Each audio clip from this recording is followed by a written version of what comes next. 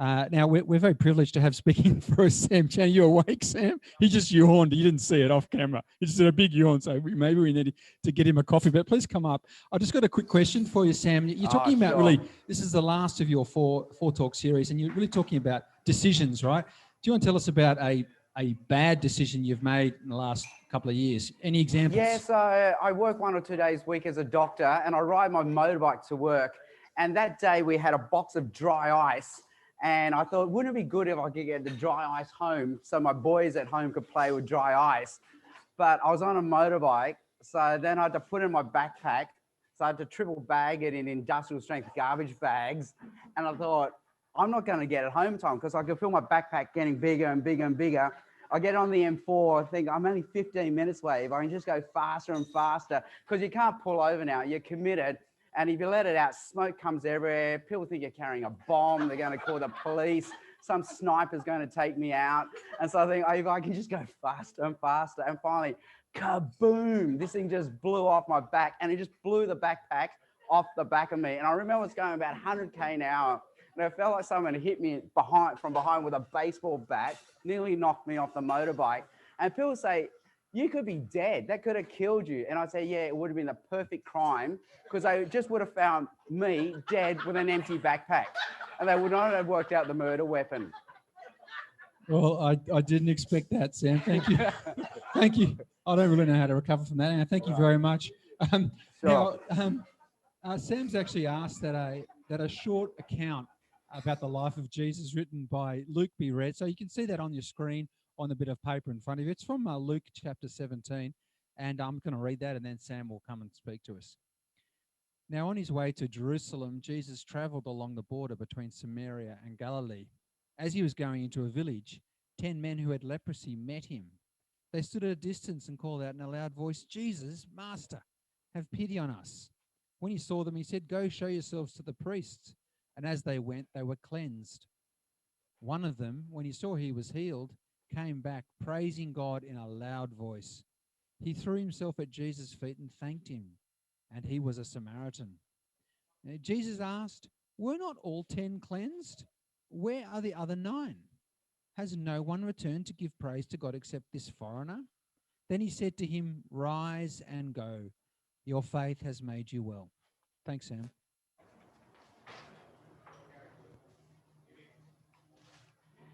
So we sign up. We sign up and pay for courses, but when the lecture's cancelled, we're like, yes. We sign up and pay for gym memberships, but when the class is cancelled, we're like, yes. We sign up and pay for our kids in sport, but when the game is cancelled, we're like, yes. So what is going on? It's the only time in life where we're happy we don't get what we paid for.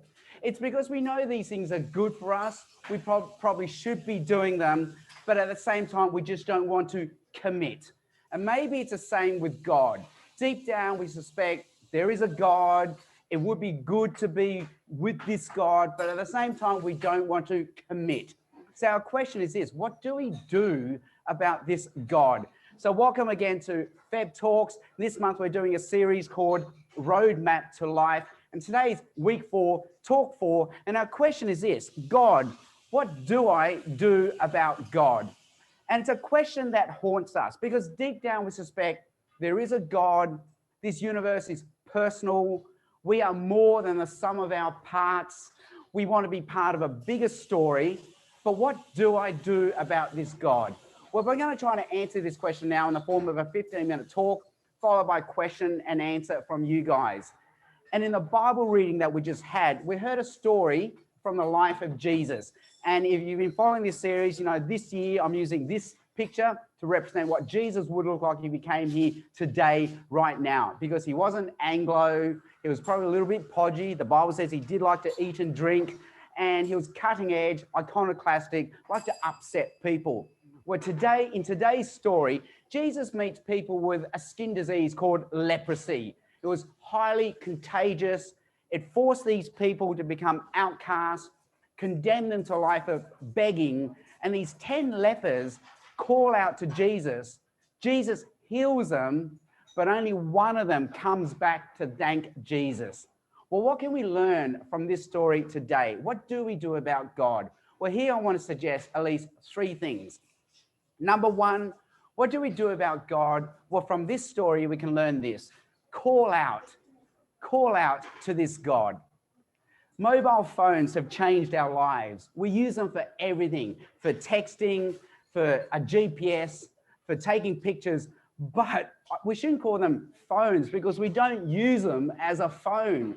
Like whenever I get this incoming call, I panic. I don't know what to do because I don't want to take the call. I don't even want to touch the phone in case it accidentally takes the call. I don't want to hit the red button because now it lets the person know I'm there. So I just let it ring and ring and ring until it finally dies. I'm like, whoa, I don't want to take the call. Well, why don't we want to talk? Because talking makes us vulnerable. We have to open up to the other person. When we text, we can do it on our own terms, but when we talk, we become vulnerable.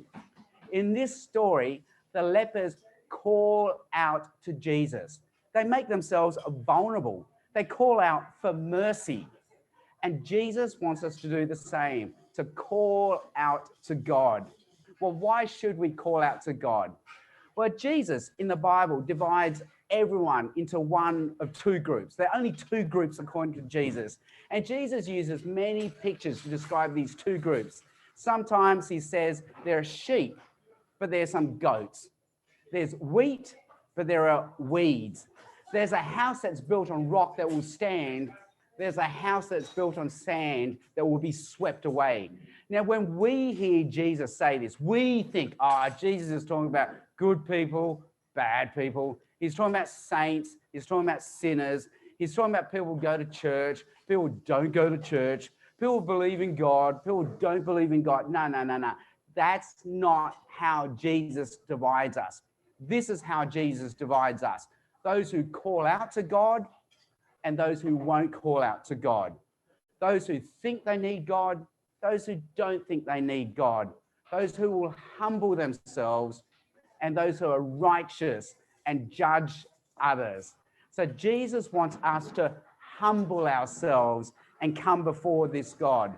Now, we may say, but I'm not good enough for God. And that's the point. If we realize we're not good enough for God, that is the person Jesus wants us to be. See, deep down, we're thinking, I'm not ready yet. I need to make myself right. I need to be good enough to come to Jesus. No. That's Jesus' job. Jesus is the one who makes us good enough for God. Our job is simply to call out and ask Jesus for mercy. That's the first thing that Jesus wants from us. The second thing is this. The second thing we learn from the story is this. Come to know God personally. Come and know God personally at a personal level. On Sunday, our family has a ritual. After we've gone to evening church, we go to the local pub, and we love going to this local pub because they serve us with a smile. They know our orders. We got to learn their names. They'll change the channel on the TV for us. But we went back just last month and we realized the management has changed. There's a whole new set of people. And deep down, I felt a little bit hurt. Hey, how come they didn't say bye? Like I thought we had a personal thing going on here. And you say, Sam, you are a doofus. These people had a business acquaintance with you, but they weren't your personal friends. They just wanted you for your money. They just wanted what they could get from you as a business transaction. And maybe that's the same with these people with leprosy. They call out to Jesus for healing. Jesus gives it to them, but that's all they wanted. Now, the problem isn't that they wanted too much from Jesus. The problem is they wanted too little from Jesus, because Jesus wanted to give them so much more. He wanted to give them a personal relationship with Jesus. And we do the same. In times of crisis, we might call out to God. We might call out for God to get us through our exams. We might call out to God for him to heal a loved one, or maybe to save our business. And that's all right. God, in his mercy, might hear our prayers. But the problem isn't that we want too much from God. The problem is we want too little from God, because God wants to know us personally. And in the Bible, God describes himself as the Father, and we can be the child. God is the husband, and we can be the bride. God is the friend. Jesus is our brother. That is the personal relationship God wants with us. And more than that, Jesus' Spirit will live in us, and we become one with Jesus, and we join a tribe, a family, a body of worldwide believers. It's a personal relationship. Number 3, what God wants from us is this: to worship him. Now, just 2 years ago, I got offered a job in the United States, and I really thought I was going to take this job because you get paid in US dollars. I was going to get 3 months summer vacation every year. So I was ready to take this job, but I had to get my kids ready. So I got them an American football for Christmas. I said, no more AFL for you guys. You're going to be playing American football.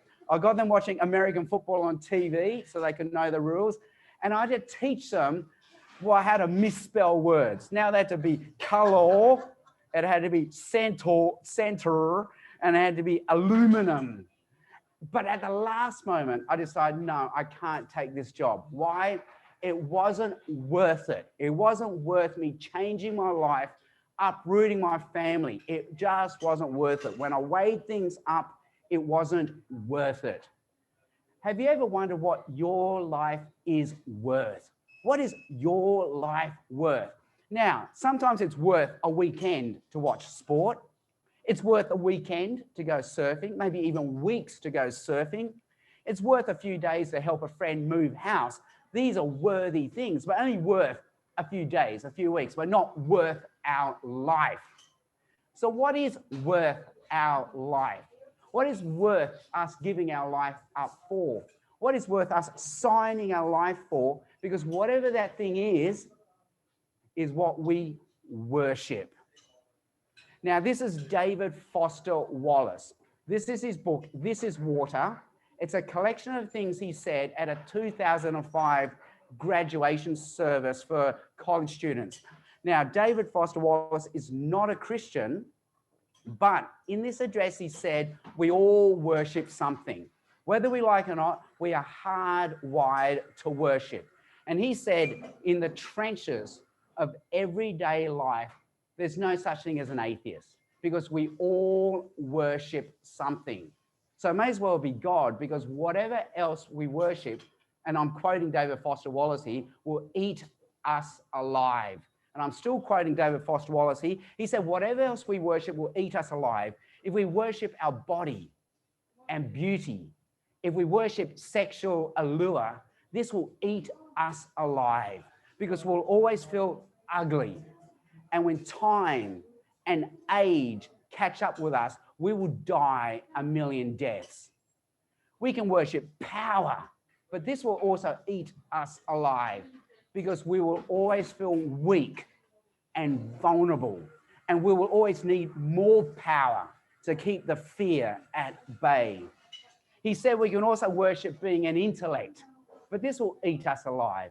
We can worship being the smart one in the room, but this will eat us alive because we'll always feel stupid, a fraud, on the verge of being found out. So we may as well worship God. That's what David Foster Wallace says. And I would push further and say we may as well worship Jesus. Because if we're going to serve someone, we may as well serve the God who served us first. If we're going to give our lives to a God, we may as well worship the God who gave his life for us. And when we worship this Jesus, Jesus says, the truth will set you free. It will be that hand in glove moment where you suddenly realize, I was a salmon swimming upstream, but now I'm going with the flow of the universe. This is where I should be. Well, do you remember our original question this morning? It was this: God, what do I do about God? Well, my wife and I got married 24 years ago, so that's almost quarter of a century. And I still remember the day. There's so many things we did not do. We did not have the traditional dance because I can't dance. You wouldn't force a guy who can't sing to sing on his wedding day, So why force a guy who can't dance to dance on his wedding day? We didn't have a bridal party either, because what is the point of a bridal party? It's just more fuss, more hassle.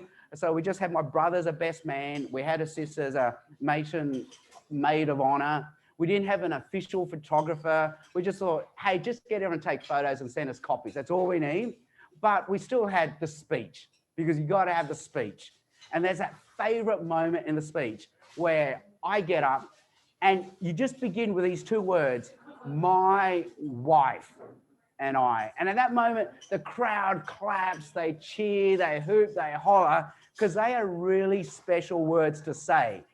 But at the same time, they are the scariest words to say. And they take a lifetime to get used to, because with those two words, my wife, you're saying, this is no longer my life alone to live. I'm now part of a bigger story. I'm now loyal to this person. And what Jesus wants from us, this is what we do about God, is for us also to be able to say the words, my God. And they are scary words to say, but they are special words to say, because you are now saying, I have a personal relationship with this God. I'm now part of something bigger. This is no longer just my life to live alone. I worship this God. This God is worth my life. And they are scary words, because 9 out of 10 people who were cured from their skin disease could not say those words. They took the blessing, they took the gift, but they didn't come back to the giver. But one person did come back and was able to say those words, and they were special words for that person, and they can be special words for us today as well. But that's all I have to say. I'll hand you back to Peter, and he'll have a few words, and then I look forward to question and answer time.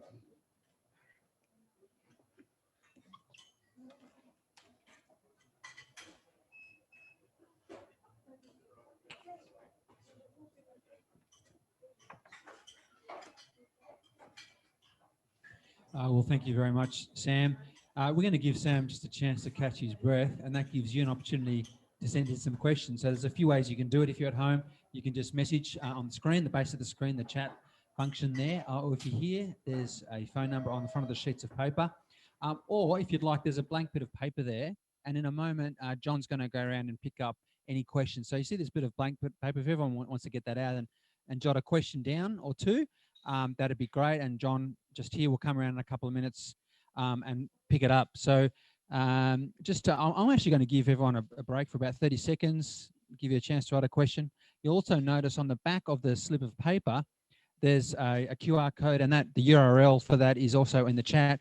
Just you can scan that on your phone, and there's some other options there that you might like to consider, and we'll come back to that in a moment. So I'll give you 30 seconds, and then we'll get going.